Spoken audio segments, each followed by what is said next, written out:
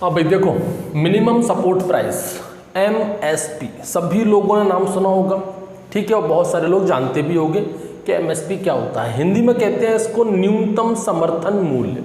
अब देखो, पहले तो समझो कि MSP होता क्या है और क्यों इसकी ज़रूरत पड़ी, क्यों ये ज़रूरी है। अगर MSP ना हो तो आप कल्पना भी नहीं कर सकते कि किसानों के ऊपर क्या बीत सकती है। आज जैसी हालत टमाटर की, प्याज की हो जाती है ना, आलूओं की हो जाती है ना, वैसी हालत हो जाएगी फसल की भी, जितने भी हमारे अनाज हैं जिनके ऊपर आज MSP दी जाती है। देखो, अगर कोई फार्मर मेहनत करता है, भाई सभी किसान मेहनत करते हैं, ठीक है, अपना बहुत सारा इनपुट लगाता है, इनपुट में वो फर्टिलाइज़र लगाएगा, बीज लगाएगा, पानी देगा, मेहनत करेगा, लेबर का कॉस्ट, बहुत सारी चीज़ें हैं, ठीक है, लेबर कॉस्ट यहाँ पर आती है, बहुत सारा यहाँ पर इन्वेस्टमेंट वो करता है।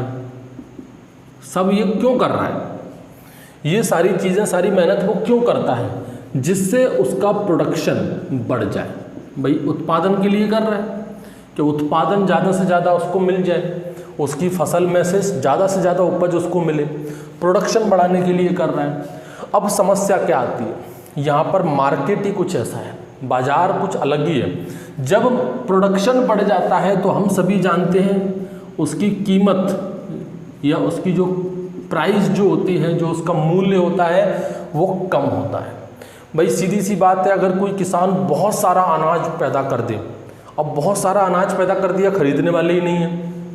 मेरे पास अगर बहुत सारे अमाउंट में बहुत ज़्यादा चीज़ है और उसे खरीदने वाले कम हैं, तो सीधी सी बात है, जो खरीदने वाले कम लोग हैं और मेरे पास तो बहुत ज़्यादा है, मुझे तो बेचना ही है, मैं उसे करूँगा क्या रख के, तो मैं सस्ते दामों में बेचूंगा उसको, लोग सस्ते दामों में खरीदेंगे उसको, ठीक है। तो जब प्रोडक्शन बढ़ता है, प्राइस कम होती है, हम आप सब लोग इस बात को जानते हैं, ठीक है। यहाँ पर कोई कंसेप्ट मुझे क्लियर करने की ज़रूरत नहीं है। प्रोडक्शन बढ़ेगा, प्राइस कम होगी, नुकसान किसको होगा, किसान को, ठीक। ये तो नुकसान हो रहा है, उसने क्या कमी छोड़ दी, कुछ कमी नहीं छोड़ी, जितना इनपुट लगना चाहिए उतना इनपुट लगाया, अच्छा इनपुट लगाया, लेबर कॉस्ट लगी अच्छा खासा, उसने पैसा लगाया, इन्वेस्टमेंट किया, मेहनत की, प्रोडक्शन भी बढ़ाया, लेकिन फिर भी उसको उसकी फसल का ये कहो कि जितनी लागत आई ना, जितना कॉस्ट ऑफ कल्टीवेशन आया ना, उतना भी पैसा उसको नहीं मिल पाया, तो नुकसान हो गया, उसको लॉस हो गया। और अगर प्रोडक्शन कम होता है, अगर यहाँ पर प्रोडक्शन कम होता है तो नुकसान तो फिर हो ही रहा है। प्रोडक्शन बढ़ रहा है, देखो प्रोडक्शन कम हुआ तो नुकसान हो ही रहा है, प्रोडक्शन बढ़ रहा है और बढ़ने के बाद भी उसको नुकसान हो रहा है, ये सबसे बड़ी दिक्कत है, ये नहीं होना चाहिए। भाई किसान का उत्पादन कम हुआ तो किसान को चलो वो अपने मन को संतुष्ट कर ले कि भाई मेरा तो उत्पादन ही कम हुआ था इसलिए नुकसान हो गया। ये मेहनत करने के बाद, पैसे लगाने के बाद उत्पादन बढ़ाया, फिर भी उसको लॉस हुआ, ये है सबसे बड़ी प्रॉब्लम। और इस समस्या का समाधान क्या है, मिनिमम सपोर्ट प्राइस MSP, न्यूनतम समर्थन मूल्य। सरकार ने क्या किया, एक फिक्स प्राइस जो है वो बना दी, बिल्कुल एकदम फिक्स प्राइस। जैसे कि मान लो गेहूं की हम बात कर लेते हैं, ठीक है, गेहूं के लिए माना कि सरकार ने 1925 रुपये बना दिए, ये कितना है पर क्विंटल के हिसाब से, ठीक है। ये सरकार ने MSP डिसाइड कर दी, एक न्यूनतम समर्थन मूल्य जो है वो डिसाइड कर दिया, पहले से ही निश्चित कर दिया गेहूं के लिए।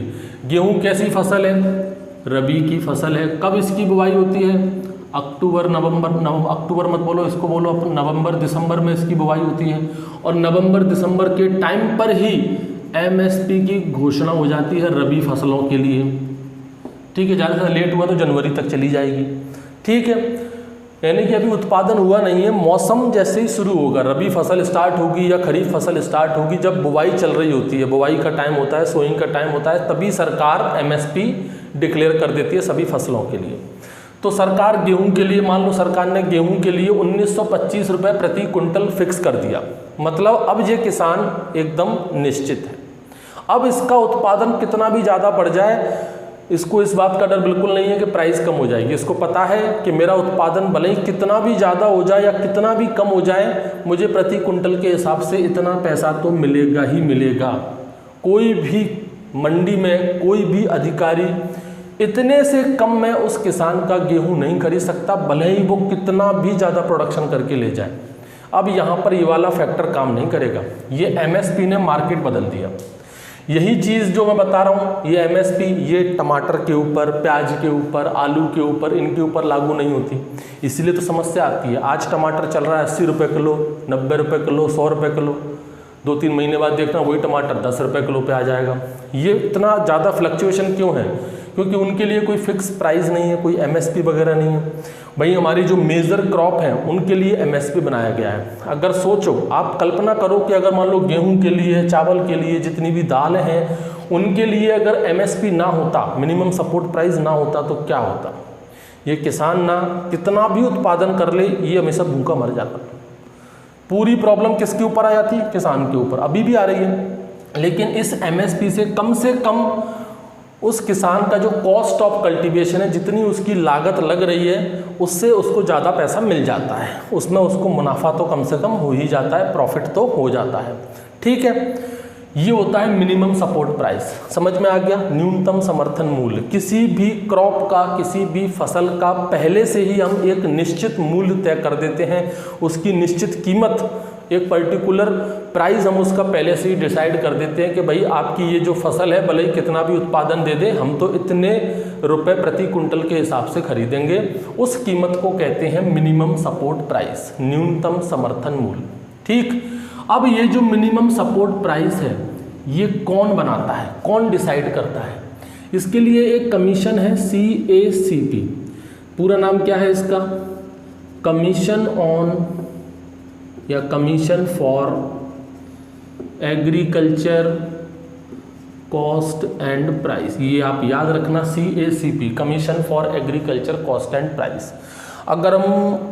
मैं अगर ग्रीन रिवॉल्यूशन से पहले जाऊं, हरित क्रांति से भी पहले जाऊं, तो उस वक्त इस तरह की कोई व्यवस्था नहीं थी। मिनिमम सपोर्ट प्राइस, एमएसपी प्रकार, इस तरह की कोई व्यवस्था नहीं थी उस वक्त। 1964 में, कब? 1964 में गवर्नमेंट ने FCI का गठन किया।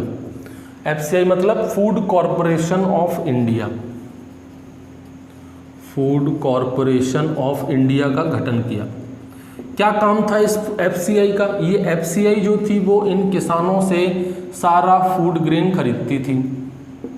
ठीक है, सारा फूड ग्रेन जो किसानों से वो कौन खरीदती थी? FCI। फिर ये FCI उस फूड ग्रेन को पब्लिक सेक्टर में बेचती थी और बहुत सारा स्टॉक भी अपने पास रखती थी कि कभी आपदा वाली कंडीशन में इस स्टॉक का, उस रिजर्व का काम आ सके। नहीं तो पहले क्या होता था, जो किसान थे वो उत्पादन करते थे और ज़्यादातर किसानों का जो फसल है वो कौन खरीदता था? सेठ, साहूकार कम दामों में खरीद लेते थे और घर में भंडारण करके स्टोर कर करके रख लेते थे, और जब महंगा होता था तो धीरे धीरे से निकालते थे। तो वो स्टॉक वाली प्रॉब्लम, लोग स्टोर कर करके रखते थे, वो चीज़ ख़त्म कर दी FCI के बनने के बाद कि अब कोई भी किसान अपना अनाज, गेहूं मजबूरी में किसी भी सेठ या साहूकार को नहीं बेचेगा। मंडी में जाओ, सरकारी अधिकारी उससे खरीदेंगे और एक निश्चित मूल्य पर खरीदेंगे। तो वो निश्चित मूल्य कितना होगा, क्या होगा, उसको डिसाइड करने के लिए बनाया गया एग्रीकल्चर प्राइस कमीशन। क्या बनाया गया उसके लिए? Agriculture price commission. कब बनाया गया? 1 जनवरी 1965 को। ये आप लोग याद रखना, 1 जनवरी 1965 को बनाया एग्रीकल्चर प्राइस कमीशन। यही एग्रीकल्चर प्राइस कमीशन एक फिक्स प्राइस तय करती थी और उसी फिक्स प्राइस के बेसिस पर ये FCI इन किसानों से फूड ग्रेन खरीदती थी। यही एग्रीकल्चर प्राइस कमीशन आगे चल के क्या बन गया? CACP, commission for agriculture cost and price. कब बना? 1985 में। कब बन गया भाई ये? 1985 में। ठीक, तो ये जो मिनिमम सपोर्ट प्राइस है, ये कौन तय करती है कि किस फसल का कितना मिनिमम प्राइस होना चाहिए, कितना मिनिमम सपोर्ट प्राइस होना चाहिए, कितना न्यूनतम समर्थन मूल्य होना चाहिए? ये कौन डिसाइड करता है? CACP। ठीक है, यानी कि CACP क्या करेगा? MSP को रिकमेंड करेगा। क्या करेगा? इसको रिकमेंड करेगा, कभी घोषणा नहीं करेगा, ध्यान रखना।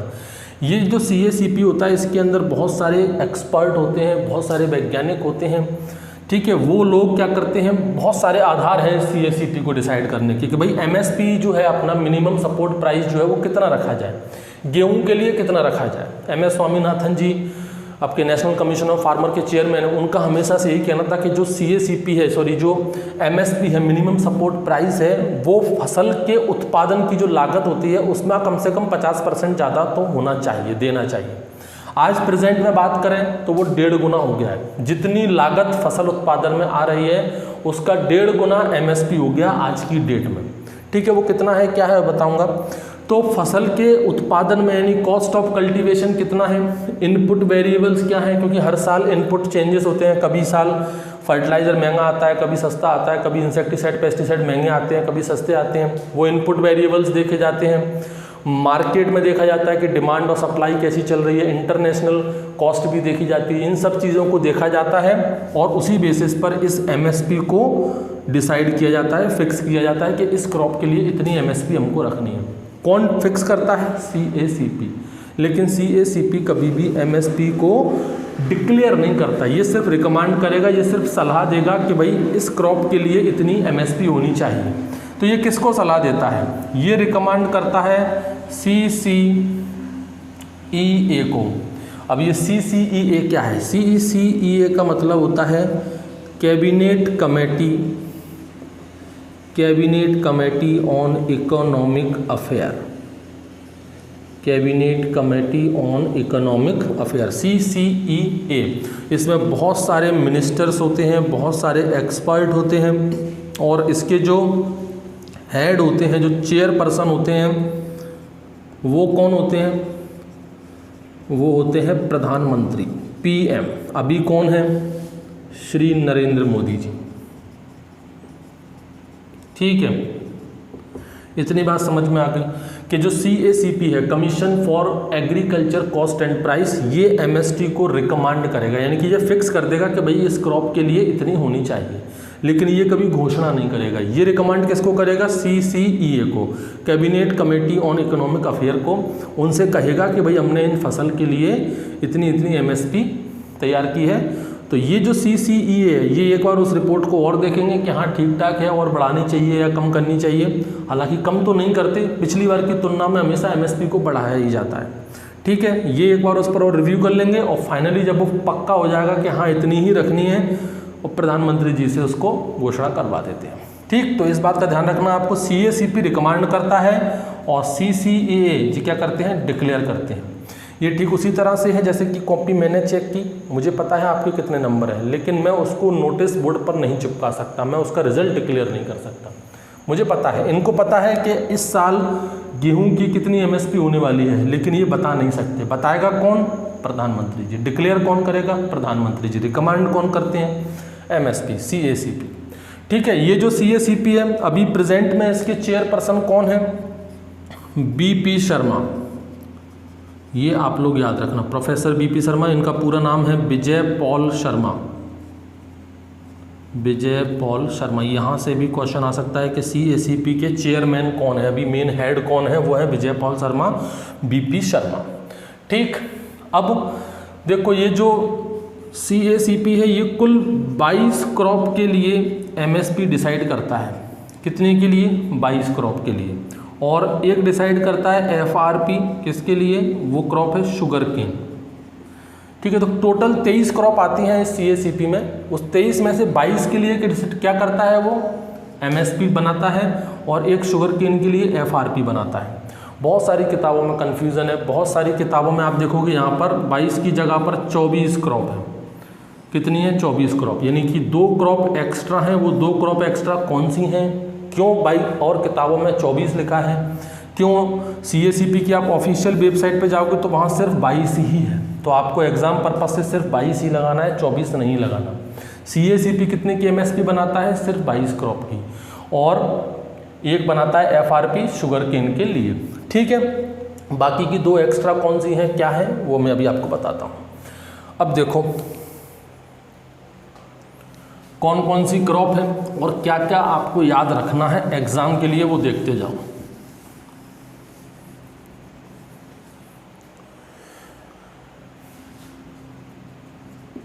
इन 22 क्रॉप में से 7 क्रॉप तो हैं सीरियल्स की, ठीक है, 5 क्रॉप हैं पल्सेस की, और क्या है ऑयल सीड। ऑयल सीड में है कितनी 7 क्रॉप। उसके बाद आ जाओ आपकी अदर में आती हैं अपनी 3 क्रॉप, ठीक है, और एक अपना है एफआरपी के लिए, और वो है अपना कौन सा शुगर केन, जो कि एक ही क्रॉप है। अब देख लो सीरियल्स में वो 7 क्रॉप कौन कौन सी हैं, पल्सेस की 5 क्रॉप कौन सी हैं, ऑयल सीड की 7 क्रॉप कौन सी हैं, अदर की 3 क्रॉप कौन सी हैं। अदर में बेसिकली यहाँ पर अपनी कमर्शियल क्रॉप ही हैं। अभी मैं आपको सब बता दूंगा।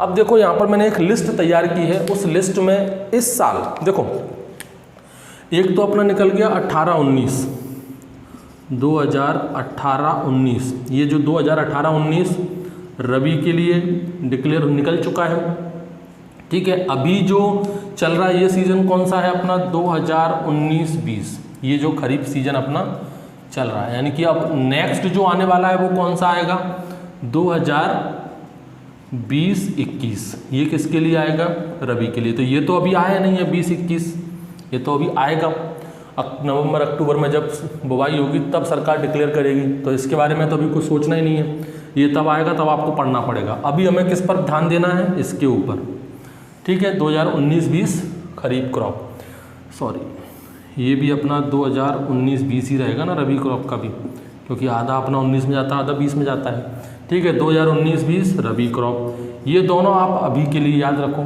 साथ ही साथ हमको कंपैरिजन भी करना है कि भाई 2018-19 में रबी के लिए कितना था और कितना बढ़ गया, ठीक है। साथ में अपना खरीफ के लिए कितना था और कितना बढ़ गया, ये डाटा आप लोगों को याद रखना है। तो एक लिस्ट मैंने इसके लिए तैयार की है, वो लिस्ट मैं आपको यहाँ लिख देता हूँ पूरी, आप लोग उसको नोट कर लेना, और आप सभी को वो लिस्ट याद करनी पड़ेगी, उसका हर एक डाटा आपको याद करना पड़ेगा। वहाँ से क्वेश्चन आ जाते हैं कि किस क्रॉप के लिए कितनी एमएसपी डिसाइड की गई है, पिछली बार की तुलना में कितनी एमएसपी बढ़ी है, और उसका परसेंटेज कैसे निकाला जाता है, कितने प्रतिशत बढ़ी है, इस तरह के क्वेश्चंस बन जाते हैं, ठीक। तो वो लिस्ट मैंने आप लोगों के लिए बनाई है ये, ठीक। तो ये लिस्ट में मैंने प्राइस पूरा दिया हुआ, इस लिस्ट को आपको याद करना पड़ेगा। मैंने याद नहीं की क्योंकि मुझे ज़रूरत नहीं है, एग्ज़ाम आप लोगों को देना है, आप लोग देख लो, मैं इसमें बता देता हूँ। हालांकि आप लोगों को भी मिल जाएगी ये, इसकी ऑफिशियल वेबसाइट पे चले जाना, लेकिन आप लोग कहाँ ढूंढोगे मैं आपको बता देता हूँ एक बार कैसे क्या है उसकी लिस्ट, ठीक है। देखो सबसे पहले तो अपन बात कर लेते हैं यहाँ पर खरीफ क्रॉप की। खरीफ क्रॉप की क्यों बात कर रहे हैं, ये खरीफ क्रॉप अपना लेटेस्ट जो अभी चल रहा है, ठीक है, उसके लिए डिसाइड किया। कॉलम बना लो, एक तरफ लिख लो क्रॉप का नाम, दूसरी तरफ लिख लो 18-19 में क्या था और 19-20 में क्या है, और कितना इंक्रीज हुआ है पिछले बार की तुलना में, ठीक। ये है आपका। अब देखो वो 7 सीरियल क्रॉप कौन सी थी, 7 पल्सेस क्रॉप कौन सी थी, सॉरी 5 पल्सेस क्रॉप कौन सी थी, 7 ऑयल सीड क्रॉप कौन सी हैं, वो आप सब लोग यहाँ पर काउंट भी हो जाएंगे, साथ ही साथ में प्राइस भी मैं बताता जाता हूँ। देखो सबसे पहली तो है आपकी राइस, सॉरी हाँ राइस, ठीक है। अब राइस में यहाँ पर 2 चीज़ें आती हैं, एक तो है राइस में कॉमन यानी कि जो अपना सामान्य हो गया वो, और एक होता है ग्रेडिंग वाला, ग्रेड ए वाला, ठीक है। दोनों के लिए एमएसपी अलग अलग है। 18-19 की अगर मैं बात करूं तो 18-19 में ये थी 18-15 और ये थी 18-35, ठीक। 19-20 में ये कितनी बढ़ा दी 1868 और इसको कर दिया 1888, ठीक है 1888। इन दोनों में कितना बढ़ोतरी हुई, 53 रुपये यहाँ पर बढ़ाए और 53 रुपये यहाँ बढ़ाए, ये आपको याद रखना है, ध्यान रखना। यहीं से क्वेश्चन बनते हैं भाई। ये क्वेश्चन तो ये पूछ सकता है कि इस बार राइस की आपकी एमएसपी कितनी रखी है, ये दोनों डाटा याद रखना। क्वेश्चन ये भी पूछ सकता है कि पिछली बार की तुलना में इस बार कितने रुपए बढ़ाए हैं, तो वो कितने रुपए बढ़ाए हैं, अपने 53 रुपये बढ़ाए, ठीक। आ गई बात समझ में। और देखो दूसरा है अपना ज्वार। ज्वार में देखो 2 चीज़ें आती हैं इसमें भी, एक तो होता है अपना हाइब्रिड और दूसरा होता है अपना माल डंडी, ठीक। हाइब्रिड में कितना होता है 2550 रुपये कब था? 2018-19 में। और माल डंडी में कितना था? 2570 रुपये। 19-20 में कितना कर दिया? 19-20 में इसको कर दिया 2620 और इसको कर दिया 2640। कितना रुपए बढ़ाया यहाँ पर? 70 रुपये इसमें बढ़ा दिया और 70 रुपये इसमें बढ़ा दिया। डाटा आपको याद करना पड़ेगा, ठीक। इसी तरह से याद करना है कितना बढ़ाया है, क्योंकि क्वेश्चन वहीं से बनते हैं, ठीक है। साथ ही साथ आप चाहो तो इसका परसेंटेज भी निकाल सकते हो, कितना परसेंटेज बढ़ाया है, इस तरह के ऊपर भी क्वेश्चंस आ जाते हैं, ठीक है। मैथमेटिक्स वाला काम है, आपको निकालना आता होगा कि भाई पिछली बार इतना था 1815, इस बार 1868 है, ठीक है। तो कितना प्रतिशत बढ़ गया, कितना परसेंटेज बढ़ा दिया गया है, ठीक। देखो थर्ड वाला, देखो तीसरी क्रॉप है बाजरा, ठीक। बाजरा में पहले था 2000 और इस बार कितना कर दिया है? 2150, यानी कि सीधे सीधे 150 रुपये बढ़ा दिए। और देखो मेज, मोस्ट इम्पॉर्टेंट मक्का, मेज के लिए पहले था 1760 रुपये और अब कर दिया कितना? 1850 रुपये। कितना बढ़ा दिया? 90 रुपये बढ़ा दिया, ठीक। फिर उसके बाद देखो पांचवी क्रॉप है अपनी रागी। रागी में देखो पहले था 3150 रुपये और इस बार कितना कर दिया है? 3295 रुपये। तो कितना बढ़ा दिया? 145 रुपये जो है वो बढ़ा दिए। उसके बाद देखो अरहर, अरहर क्या बोलते हैं इंग्लिश में इसको? Pigeon P. और क्या बोलते हैं अरहर को? तुअर, बॉटनिकल नेम कैजनस कजन। अरहर का पहले था 5800 रुपये 5800 और इस बार कर दिया कितना? सीधा 6000। तो कितना बढ़ा दिया? 200 रुपये इंक्रीज़ कर दिया। अब आ जाओ सबसे इम्पॉर्टेंट, इस पर तो क्वेश्चन मैं कहूँगा आने के पूरे पूरे चांस है। मूंग पहले कितना था? 7050 और अब कितना कर दिया? 7196, ठीक है। कितना बढ़ा दिया? 146। क्वेश्चन ये पूछा जा सकता है कि खरीफ क्रॉप में सबसे ज़्यादा मैक्सिमम एमएसपी किसकी है?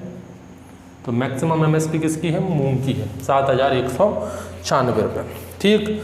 मूंग के बाद आ जाओ उर्द। उर्द को और क्या बोलते हैं? मूंग को क्या बोलते हैं? मूंग को तो बोलते हैं अपन green gram, botanical name Vigna radiata, ठीक है। उर्द को क्या बोलते हैं? ब्लैक ग्राम और इसका बॉटनिकल नेम बिगना मूंगू। बड़ा कन्फ्यूजन है इनके बॉटनिकल नेम में। उर्द की बात करें, पहले उर्द का था कितना? 5700, अब कितना कर दिया? 6000। तो कितना बढ़ा दिया? 300 रुपये बढ़ा दिया। उर्द के बाद देखो 9th है कॉटन।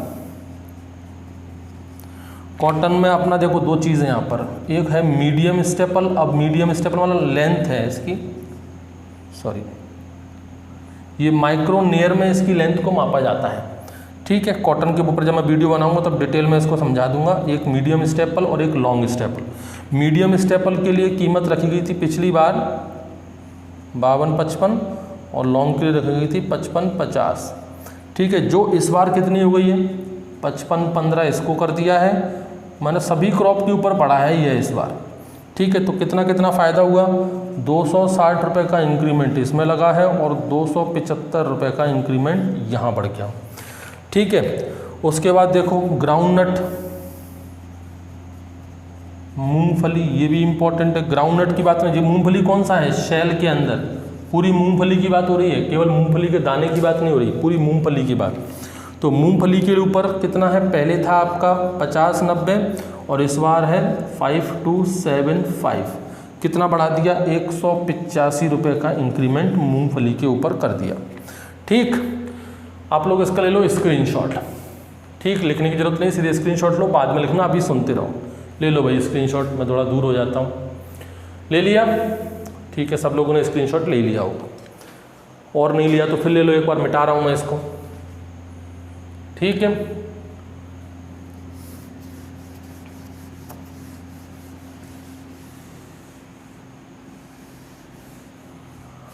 तो कितनी क्रॉप हो गई अपनी? 10।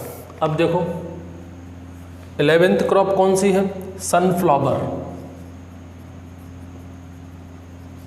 सनफ्लावर के लिए पहले था 5650 5650, उसके बाद हो गया 5885। कितना इंक्रीमेंट हुआ? 235 रुपये का पर कुंटल के हिसाब से है ये 235 रुपये। कितना ये जो इंक्रीमेंट चल रहा है वो क्या चल रहा है, रुपीस पर कुंटल। ये जो अपन बता रहे हैं वो कितना बता रहे हैं, रुपीस पर कुंटल। ये भी क्या है, रुपीस पर कुंटल। ठीक, सनफ्लावर के बाद आ जाओ अपना मोस्ट इंपॉर्टेंट सोयाबीन। सोयाबीन के लिए 18-19 में था 3710 और इस बार कर दिया 3880।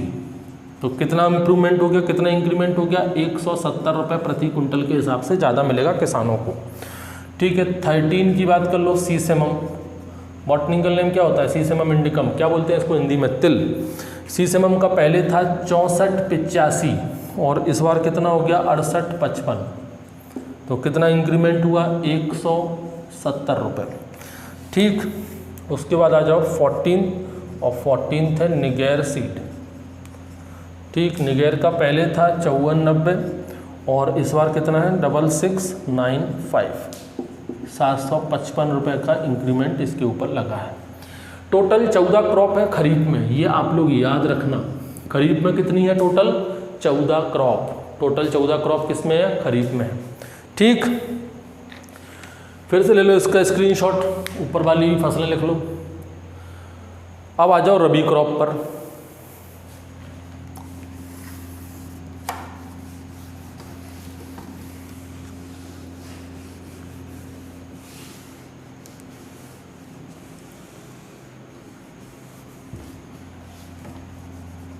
अब देखो रबी क्रॉप की बात कर लेते हैं।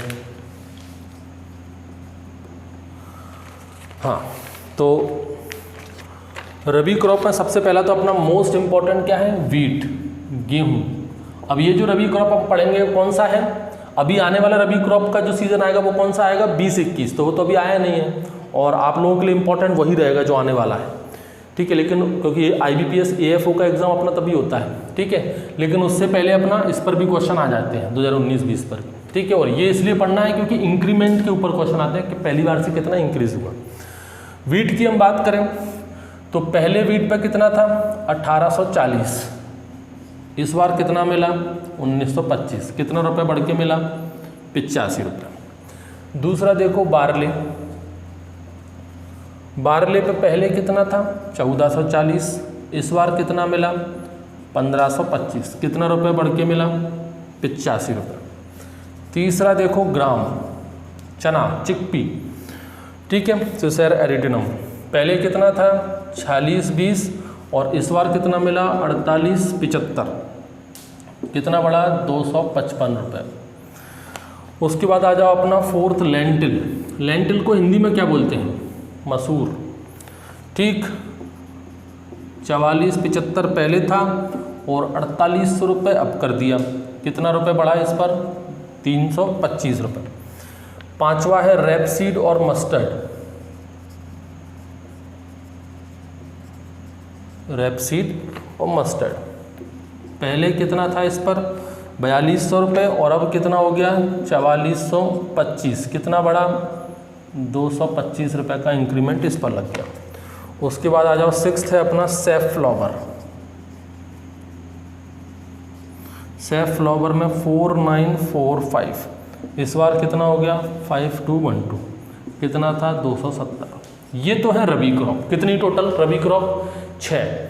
अब इसमें एक रबी क्रॉप और जुड़ जाती है लेकिन उसकी MSP, इसको मैं अलग से लिख देता हूँ, उसकी MSP CACP डिसाइड नहीं करता। वो है अपनी तोरिया। ये तोरिया भी अपना रबी में आ जाएगा। इसकी आप लोग देखो, इसकी होती है, पहले थी 3560 रुपये और इस बार है 3900 रुपये।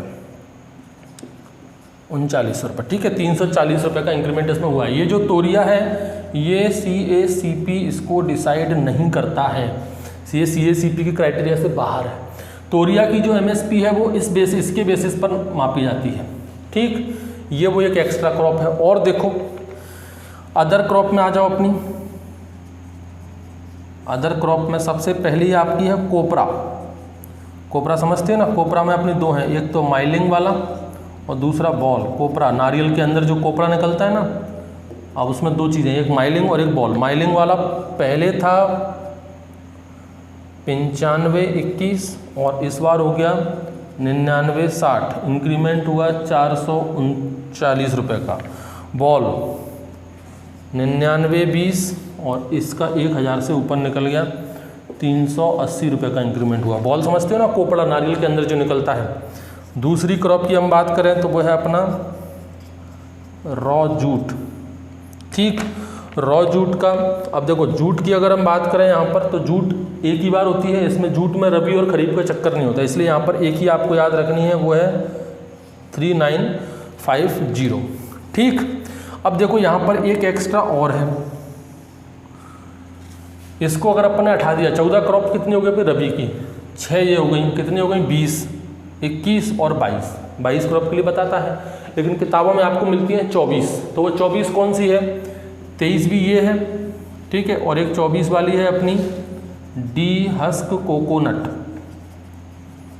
डी हस्क कोकोनट मतलब पूरा की पूरा नारियल। अब ये जो डी हस्क कोकोनट है, इसकी एमएसपी भी अपना CACP नहीं बताता, इसकी एमएसपी हम डिसाइड करते हैं इस कोपरा के आधार पर। डी हस्क कोकोनट की 2571 पहले थी और 2700 रुपये इस बार थी, इस पर बेनिफिट हुआ है कितना 129 रुपीज़ का।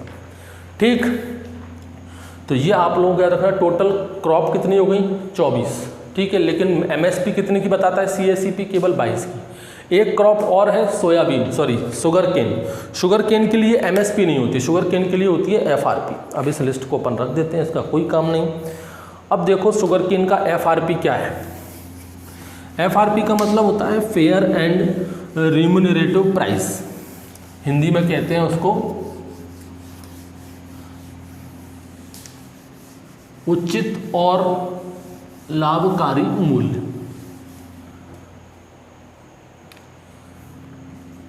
FRP fair and relative price, Hindi में क्या बोलते हैं इसको, उचित और लाभकारी मूल्य। ये जो FRP है इसको भी CACP ही डिसाइड करता है और सिर्फ एक ही क्रॉप के लिए करता है और वो है शुगर केन।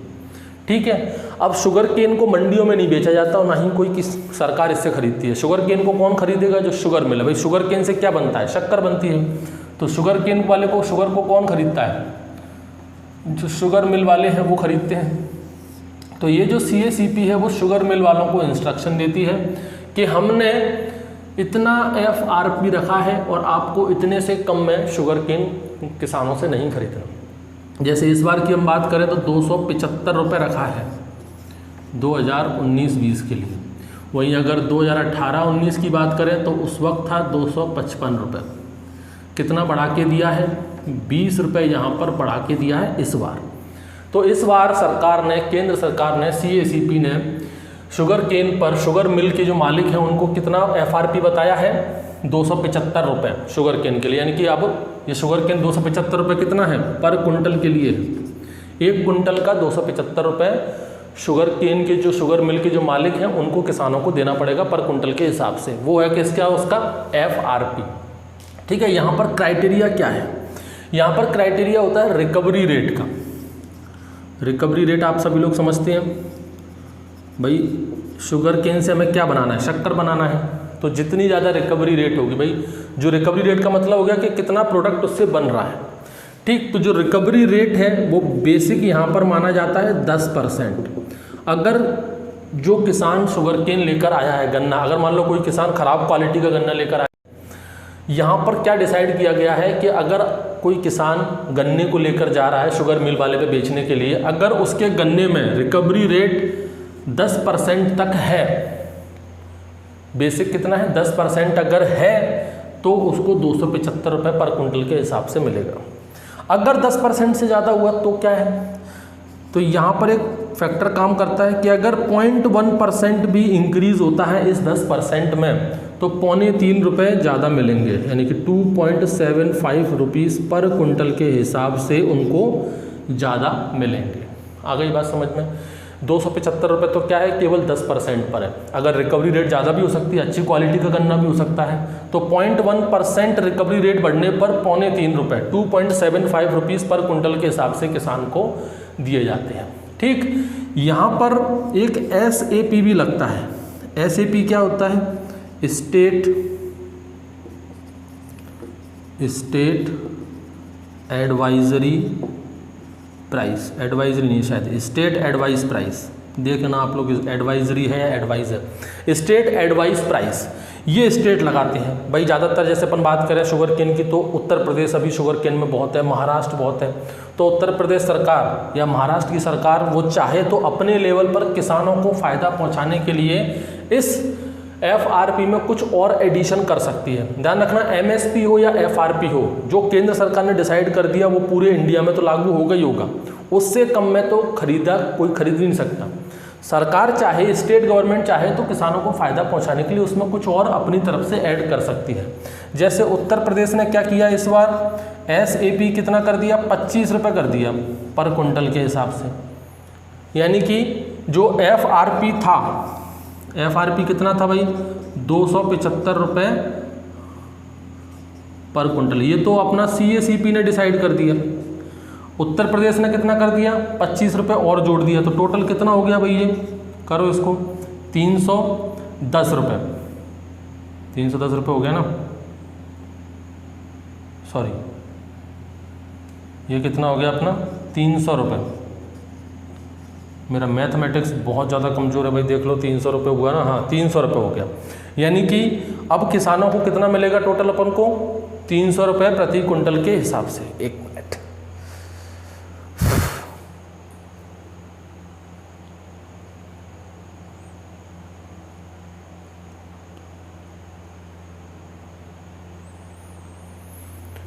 हाँ तो ठीक है, ये अपना हो गया क्या FRP, तो 300 रुपये। ठीक है, आपको याद क्या रखना है, सिर्फ अपना ये कहाँ गया, FRP कितना है 275 रुपये, ये डाटा आपको याद रखना है। स्टेट वाला डाटा आपको याद नहीं रखना क्योंकि इस पर डाटा नहीं पूछे जाते, ये वहाँ की जो लोकल एग्जाम होंगे यूपी के वो पूछ सकते हैं अपने लेवल पर। महाराष्ट्र ने कुछ अलग लगाया होगा, यूपी ने कुछ और दिया है। आपको क्या याद रखना है कि सरकार, केंद्र सरकार ने कितना दिया है, CACP ने कितना दिया है, मिनिस्ट्री ऑफ एग्रीकल्चर और फार्मर वेलफेयर ने कितना दिया है। ठीक है, ये आपको याद रखना है। समझ गए ना आप लोग, FRP क्या होता है और MSP क्या होता है। ठीक, कन्फ्यूज़न सबसे ज़्यादा ये होता है कि कई किताबों में बताया जाता है कि 24 क्रॉप होती हैं, तो 24 क्रॉप होती हैं, सही बात है, लेकिन CACP कितने क्रॉप के लिए देता है, सिर्फ 22 क्रॉप के लिए MSP देता है, लेकिन टोटल क्रॉप कितनी होती है 24। अगर टोटल क्रॉप बात करें तो फिर तो 26 है, एक शुगर केन को भी जोड़ो उसमें, हालांकि है तो वो भी एक तरह का MSP ही। ठीक है, दूसरा इसमें टोबैको भी है, टोबैको की भी MSP बनती है, लेकिन वो CACP डिसाइड नहीं करता, वो जो स्टेट गवर्नमेंट होती है जैसे कि अपना आंध्र प्रदेश वगैरह है वो खुद ही डिसाइड कर लेती हैं। ठीक, तो क्वेश्चन यहाँ से बड़े घुमा के पूछे जाते हैं। आपसे अगर सिंपल क्वेश्चन पूछा जाता है कि CACP कितनी क्रॉप के लिए MSP देता है, तो आपको आंख बंद करके आंसर लगाना है 22। ठीक है, ना 21 करना ना 23 करना। CACP कितने को देता है, 22 को देता है। FRP कितने को देता है, एक शुगर केन को देता है। अगर ये पूछ ले कि टोटल ना CACP का उसमें कोई जिक्र ना हो, पूछ ले कि टोटल कितनी कॉमोडिटीज़ आती हैं, तो टोटल कितनी कॉमोडिटीज़ MSP के अंतर्गत आती हैं, 26। कई जगह पर आपको 25 भी मिलेगा, वहाँ पर टोबैको इंक्लूड नहीं करते, ये भी बड़ा कन्फ्यूज़न है। ठीक, टोटल क्रॉप कितनी आती है, तो टोटल क्रॉप आती हैं अपनी 24। ठीक, तो ये हो गया अपना। और वो जो प्राइस मैंने आपको बताई थी कि कितना MSP इस बार रखा गया है खरीद के लिए, वो आप लोग याद रख लेना, वो हमेशा वहाँ से क्वेश्चन आते हैं, कितना इंक्रीज़ हुआ और कितना प्रतिशत, परसेंटेज आप लोग निकाल लेना फॉर्मूला लगा के। ठीक, उसके बाद अपना रबी के लिए अलग आएगा, तो उस पर अपन बाद में चर्चा करेंगे, उसका तो बहुत टाइम है।